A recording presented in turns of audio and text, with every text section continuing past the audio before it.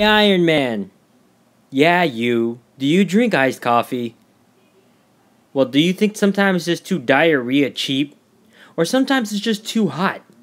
Or it's just plain gross?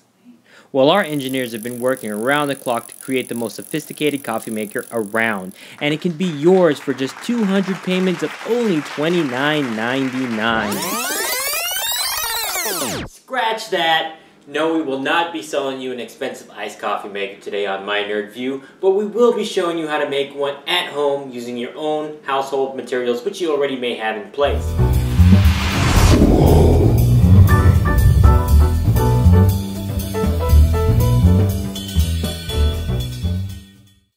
The materials that you're going to need is 2 mason jars, your own type of measuring cup, a 1/3 cup and a 1/2 cup and a full cup, coffee filters, and a strainer that you can use to go ahead and strain the coffee through. Not to mention that you don't need your own coffee grinds and water. After you have your material, you're going to end up taking 2.5 cups of water and placing it into the first mason jar. After you do that, you take 1/3 cup of coffee grinds and you place it right on top of the water and you let seep for about 10 hours. After that, you can take it out and get ready for the next step. After about 10 hours, your coffee is ready to be filtered. What you're going to end up doing is taking the coffee filter and placing it above the strainer and placing that strainer above the second empty mason jar. After you have that placed, you're going to go ahead and take the coffee that you have placed in your first mason jar and pour it over the strainer. Now you need to be just a little bit patient with this because it does take a little while for the coffee to filter through the strainer.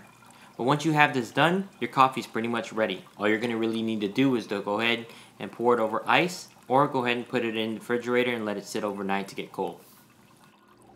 So now that you know how to make your own iced coffee, I just wanted to explain why I choose to brew my own. If you go to places like Starbucks, they end up brewing their coffee at twice the strength and then they pour it over ice. So that ends up giving your coffee more of an acidic flavor, ends up being burnt and also watered down. With this method is similar to the coffee drip system, which takes almost 24 hours. This way you'll end up having a more smoother or flavored coffee that goes down really nice. I recommend using different types of coffee beans, medium roast to dark roast, and experiment with what you want.